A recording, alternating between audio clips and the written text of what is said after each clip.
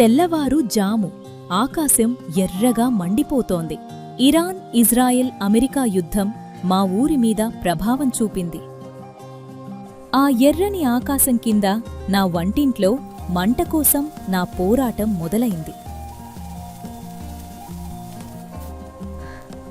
పొగ, ఊపిరి ఆడని పొగ, కళ్లలో నీళ్లు తెప్పించే పొగ. ఇదే నా వంటగది. నా మొగుడు రాజు చేతిలో ఖాళీ సిలిండర్. కాగితం మీద బుకింగ్ ఉంది, కాని గ్యాస్ లేదు. వంట గ్యాస్ అంటే ఇప్పుడు మా ఊళ్ళో ఓ అద్భుత కథలా మారిపోయింది. ఇది మా కథ. ప్రతిరోజూ రాజు సైకిల్ ఎక్కుతాడు. ఒక్క సిలిండర్ కోసం ఊరంతా తిరుగుతాడు. ఊరి పెద్దలు రావి చెత్తలు రావి చెట్టు కింద కూర్చుని ఎప్పుడూ లేని కరువు ఇది అంటారు. రేషన్ షాపు ముందు నిలబడ్డా. చేతిలో రేషన్ కార్డు, పక్కన ఖాళీ సిలిండర్. రత్నమ్మగారు ఆవేదనతో, నా చిన్ని కొడుకు నెల రోజులుగా సరిగ్గా తినలేదు అని అడుగుతుంది. షాపులో అదే వార్త. మిడిలీస్ట్లో యుద్ధం, ఎల్పీజీ దిగుమతులు నిలిచిపోయాయి. సుబ్బారావు గారు చేతులెత్తేశారు. ఏం చేస్తాం రత్నమ్మా, మా చేతిలో ఏమీ లేదు. ఖాళీ చేతులతో, ఖాళీ సిలిండర్లతో ఇంటికి వెళ్ళిపోయాం. మా కళ్లలో నిరాశ మాత్రమే. మళ్లీ నేను పిడకలు పెట్టడం మొదలుపెట్టాను. నా చేతులు గోధుమ రంగులోకి మారిపోయాయి.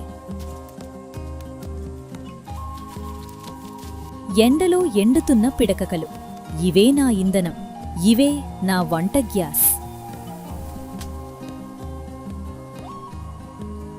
చేత్తో విసనకర్ర ఊపుతూ కళ్లలో నీళ్లు పెట్టుకుని వంట చేస్తున్నాను. ఇది నా రోజు. చిన్ను పొగపరక దగ్గుతోంది. పొగలోనే ఆమె చదువు మునిగిపోతోంది. ఆమె ఊపిరితిత్తులు జబ్బు చేస్తున్నాయి. రాజు ఖాళీ చేతులతో ఇంటికి వచ్చాడు. అతని మోహం చూసి నాకు కోపం వచ్చింది. కాని నిజానికి కోపం అతనిమీద కాదు. మా ఇద్దరి మధ్య మాటల తూటాలు పేలాయి. కాని రెండు వైపులా నిస్సహాయతే మిగిలింది. ఏడుపు వస్తోంది కాని ఏడవలేకపోతున్నా. ఎందుకంటే ఏడుపు కూడా ఇప్పుడు నాకు విలాసంగా మారింది. రాజు నోటినుంచి అడవి మనిషి అన్న మాట వినబడింది. నా గుండెల్లో నిప్పు రాజుకుంది. సాయంత్రం కమ్ముకుంది. ఊరంతా చీకట్లో మునిగిపోయింది. ఒక్క వెలుగు కూడా లేదు. రాజు చీకట్లో బయల్దేరాడు. అతని సైకిల్ లైట్లో ఆవేశంగా వెళ్తున్నాడు. తాటితోపు చీకట్లో మాటున ఉంది. ఇక్కడే ఉంటాడు అడవి మనిషి.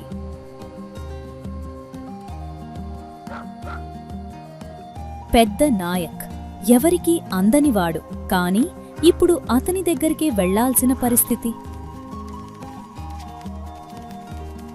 రాజు అతని ముందు నిలబడ్డాడు. చేతులు జోడించి తల వంచి నిలబడ్డాడు. మగతనం అడుగడుగునా చితికిపోతోంది. పెద్దనాయక్ వేలిమీద వేలు వేసుకుంటూ ధర చెప్పాడు. 3000 అన్నాడు. నిజమైన ధర 800 మాత్రమే. రాజు నోట మాట రాలేదు. 3500 ఎలా కట్టాలి?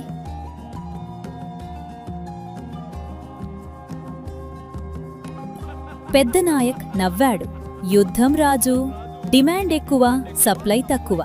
ఇది బిజినెస్ అన్నాడు. రాజు తల వంచుకుని నడిచాడు. చీకట్లో అతని నీడ కూడా కరిగిపోయింది. ఖాళీ చేతులతో ఇంటికి వచ్చాడు. నేనతని ముఖం చూసి ఏమీ అనలేకపోయాను. ఊరి చావిడిలో మహిళలు గుమిగూడాం. మా కళ్లలో నిరాశ కాదు, తిరుగుబాటు మొదలైంది.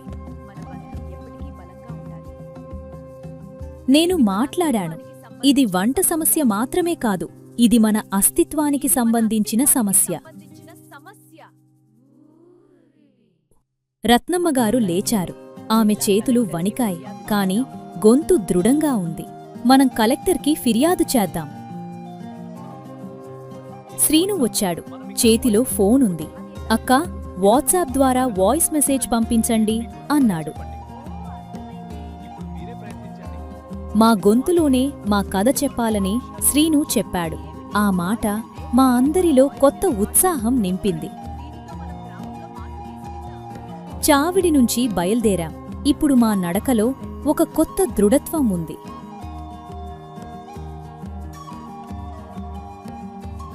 ఇంటికి వచ్చాను.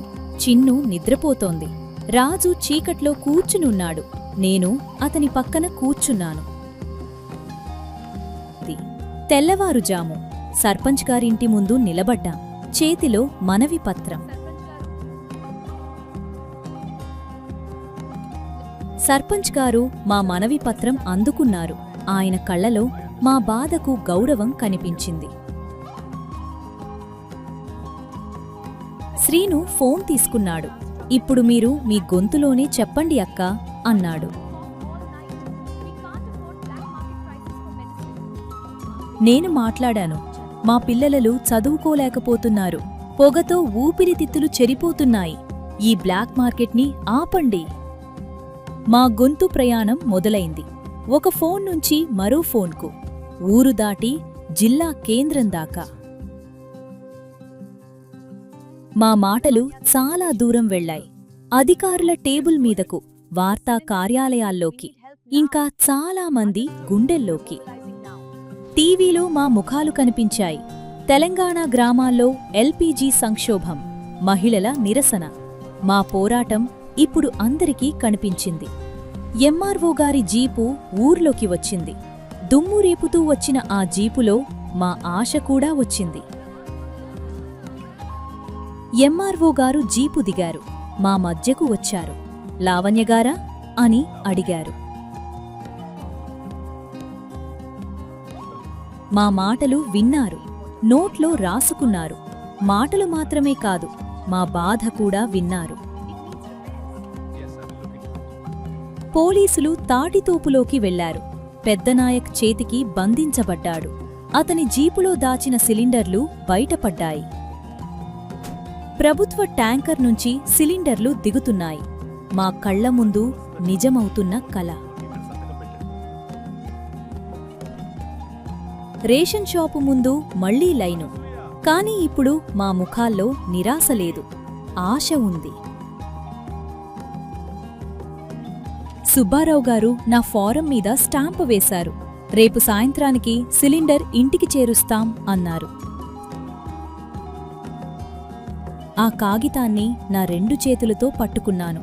చాలా రోజుల తర్వాత నిజమైన ఆశ నా చేతిలో ఉంది. సాయంత్రం వేళ గ్యాస్ డెలివరీ మనిషి వచ్చాడు. భుజాన సిలిండర్ పెట్టుకుని వచ్చాడు. ఆ దృశ్యం చూసి నా కళ్లలో నీళ్లు తిరిగాయి. నా చేతులతోనే రెగ్యులేటర్ బిగించాను. పిడకలు పెట్టిన ఆ చేతులు ఇప్పుడు నిజమైన వంట గ్యాస్ని తాకుతున్నాయి. నా వేలు నాగ్ని తిప్పింది. పుఫ్ అన్న శబ్దం. ఆకాశనీలం జ్వాల. ఎన్ని రోజుల తర్వాత నా వంటింట్లో శుభ్రమైన మంట. ఆ నీలి వెలుగులో నా ముఖం వెలిగిపోయింది. చాలా రోజుల తర్వాత నిజమైన చిరునవ్వు నా పెదవుల మీదకు వచ్చింది. చిన్ను ఎల్ఐడి బల్బు కింద చదువుతోంది. ఇక దగ్గులేదు, ఇక పొగలేదు. ఆమె చదువు ఇప్పుడు వెలుగులో మునిగిపోతోంది. గ్యాస్ స్టవ్ మీద పప్పు కాస్తున్నాను. పొగలేదు, కళ్లలో నీళ్లు లేవు. వంట చేయడం ఇప్పుడు ఆనందంగా ఉంది. రాజు ఇంటికి వచ్చాడు. అతని మోహంలో అలసట లేదు. చిన్ను పరుగెత్తుకుంటూ వెళ్లి అతని చేతిలో చెయ్యి వేసుకుంది. రాజు నా వైపు చూశాడు. నేను అతని వైపు చూశాను. మాటల్లెప్పలేనంత మాట ఆ చూపుల్లో మాట్లాడుకున్నాం. యుద్ధాలు దూరంగా ఉంటాయనుకున్నాం, కాని అవి మా వంటింట్లోకి వచ్చిపడ్డాయి.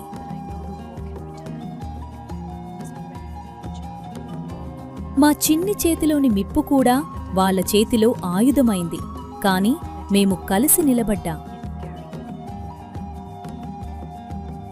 ఇదే మా ఆశ, ఇదే మా పోరాటం, ఇదే మా గెలుపు.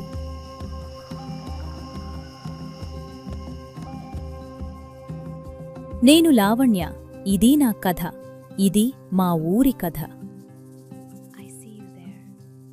ఇలాంటి కథలు ఇంకా ఎన్నో ఉన్నాయి. ఇంకా ఎన్నో వంటిండ్లలో మంటలు ఆరిపోతున్నాయి. కాని మనం కలిసి నిలబడితే ప్రతి వంటింట్లో మంట వెలుగుతుంది. ఈ కథ నిజ జీవితంలో జరుగుతున్న సంఘటనల ఆధారంగా రూపొందించబడింది. ప్రపంచ రాజకీయాలు గ్రామీణ భారతదేశం యొక్క అతి చిన్న అణువును ఎలా ప్రభావితం చేస్తాయో ఇది గుర్తు చేస్తుంది.